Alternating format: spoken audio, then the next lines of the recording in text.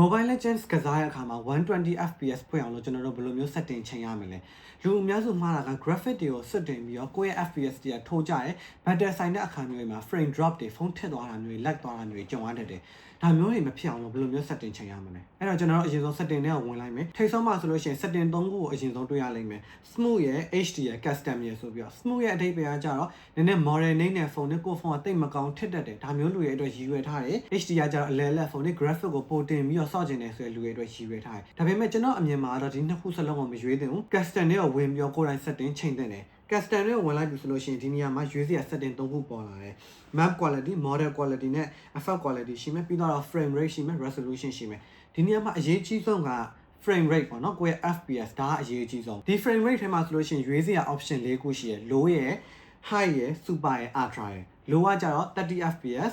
high ကကြတော့60 fps super ကြတော့90 fps နဲ့ ultra က120 fps ဒါကတော့ကိုယ့်ဖုန်းရဲ့ model ပေါ်မူတည်ပြီးတော့ ultra ထိပွင့်ကောင်းပွင့်လိမ့်မယ်super ထိပဲပွင့်ကောင်းပွင့်လိမ့်မယ်ဒါမှမဟုတ် high ထိပဲပွင့်ကောင်းပွင့်နိုင်တာလည်းဖြစ်လိမ့်မယ်ဘယ်လိုပဲဖြစ်ဖြစ်ကိုယ့်ဖုန်းမှာဘယ် setting ကအမြင့်ဆုံးပွင့်လဲဆိုတာကြည့်ပြီးအမြင့်ဆုံးပွင့်တဲ့ setting ကိုရွေးသင့်တယ်ကျွန်တော် iPad မှာဆိုလို့ရှိရင် ultra ကအမြင့်ဆုံးပွင့်တာဖြစ်တဲ့အတွက် ultra ကိုရွေးလိုက်မယ်ဒါဆိုလို့ရှိရင်120 fps တက်တယ်လို့ကျွန်တော်တို့အကြံပေးသတ်မှတ်လို့ရတယ်ပြီးတော့လို့ရှိရင်သူ့ရဲ့အပေါ်မှာရှိနေတဲ့ setting 3ခု map ရယ် model ရယ် effect ရယ် map ကကြတော့ကိုယ့်မြေပုံရဲ့ quality ပေါ့နော်ကိုယ့်မြေပုံကဘယ်လောက်ထိ quality ပိုကောင်းလဲ graphic ပိုကောင်းလဲဆိုတာကိုရွေးတာ model ဆိုတာကကြတော့ hero တွေရဲ့ဒါရုပ်ထွက်ပေါ့နော်ဘယ်လောက်ထိပိုကြည့်ရယ်ဘယ်လောက်ထိရုပ်ထွက်ပိုကောင်းတယ်ကိုရွေးတာ effect ကကြတော့ကို hero တွေတုံးလိုက်တဲ့ spare တွေရဲ့ quality graphic ဒါကိုရွေးရဒီနေရာမှာကိုယ့်ဖုန်းက model မကောင်း model နဲ့ကိုယ့်ဖုန်းကပူလွယ်တယ်ဆိုလို့ရှိရင်တော့သုံးခုစလုံးကို low ထားပြီးဆော့လို့ရတယ်ဒါပေမဲ့ကိုကနည်းနည်းလေးစမ်းသက်ချင်တယ် graphic လေးတွေကိုတင်ပြီးဆော့ကြည့်ချင်တယ်ဆိုလို့ရှိရင်တော့အမြင့်ဆုံးကိုထာ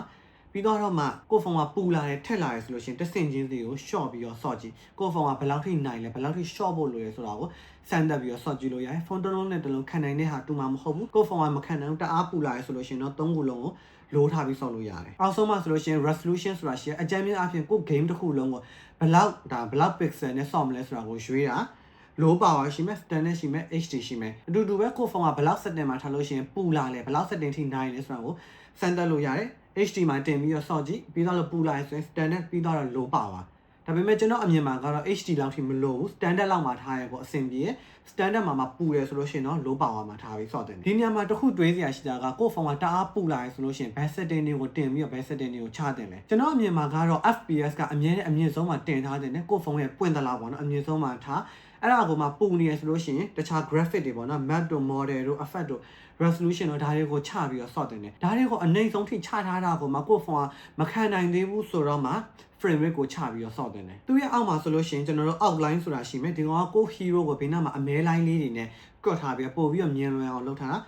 တောင်သိမလို့ off လုပ်ထားလို့ရတယ် camera height ကတော့ဒါ low နဲ့ height ဆိုရင် height ဖွင့်ထားဖို့လိုရယ် height ကိုဖွင့်ထားမယ်ဆိုလို့ရှိရင်ကိုယ့်ရဲ့ screen မှာ hero တွေအများကြီး character အများကြီးကိုမြေပုံအကျယ်ကြီးကိုတစ်ခါလေးတွေ့ရလိမ့်မယ်သူ့အောက်မှာဆိုလို့ရှိရင် screen shake ဆိုတာရှိမယ်ဒါတချို့ spare တွေကိုတုံးလိုက်တဲ့အခါမှာ screen ကလှုပ်လာတာမျိုးပေါ့နော်ဒါကိုကြိုက်တယ်ဆိုရင်ဖွင့်တာမကြိုက်ဘူးဆိုရင်ပိတ်ထားလို့ရတယ် color blind ကတော့ color blind ရှိရလို့ရဖွင့်တာကျန်တဲ့လူတွေကပိတ်ထားလို့ရတယ်ဒီနေရာမှာအရေးကြီးတဲ့ setting ညာဘက်ချမ်းမှာ shadow ဆိုတာရှိမယ်ဒီကောင်ကိုကျွန်တော်တို့ပိတ်ထားတဲ့တယ်တောင်ဖုန်းတွေမှာ shadow ကိုဖွင့်ထားရဆိုလို့ရှိရင်ဖုန်းကပိုပူလာတယ်ပြီးတော့မလိုဘဲနဲ့မျက်စိရရှုပ်တယ်နည်းနည်းအာရုံနောက်တယ်ပေါ့လေအဲ့တော့ဒီကောင်ကိုပိတ်ထားဖို့လိုတယ် creep hp ကို creep စားရတဲ့အခါမှာ creep တွေမှာသွေးဘလောက်ရှိနေရဆိုတော့ပြပြီးဒီကောင်ကိုဖွင့်ထားတဲ့တယ်ဒီကောင်ကိုဖွင့်ထားရုံနဲ့ဖုန်းကတောင်ပို့ပူလာမျိုးတွေလည်းမဖြစ်ဘူး damage tax ဒီကောင်ကကြာတော့ကိုက spare တွေတုံးလိုက်တဲ့ရန်သူကိုချလိုက်တဲ့အခါမှာသွေးဘလောက်ယော့သွားရဲဆိုတော့ပြပြီးဒီကောင်ကလည်းဖွင့်ထားတဲ့နဲ့ကိုဖုန်း performance တအားမထိခိုက်ဘူး match tax ဒီကောင်ကကြာတော့ကို spare တွေတုံးလိုက်တဲ့ကိုချလိုက်တယ်ဆိုလို့ရှိရင်စုပေါင်း damage ဘလောက်ယော့သွားရဲဆိုတော့ပြပြီးတစ်ခုချင်းစီကိုခွဲပြရအောင်မဟုတ်ဘဲနဲ့အားလုံးပေါင်းပြီးတော့မှ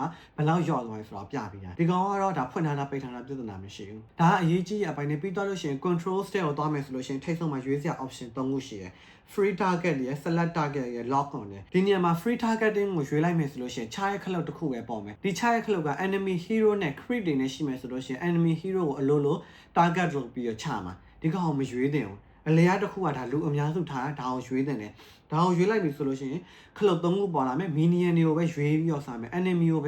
ဲရွေးပြီးတော့ချမယ် tower တိုင်းတွေကိုပဲရွေးပြီးတော့ချမယ်ဆိုပြီးရွေးလို့ရပါတယ်ဒီကောင်ကလူအများစုသုံးတာဒါကိုထားသင့်တယ်ဒါက mobile legends နဲ့ပတ်သက်ပြီးတော့ setting ချိန်နီးအပေါ်ရန်လေးပဲရှိသေးတယ်ဒီထက်ပိုပြီးတော့အသေးစိတ်ချိန်နီးရသိကျင်တယ်ဆိုလို့ရှိရင်အောက်က comment တွေမှာဝင်ရောက်မေးသွားလို့ရပါတယ်ကျေးဇူးတင်ပါတယ်ခင်ဗျာ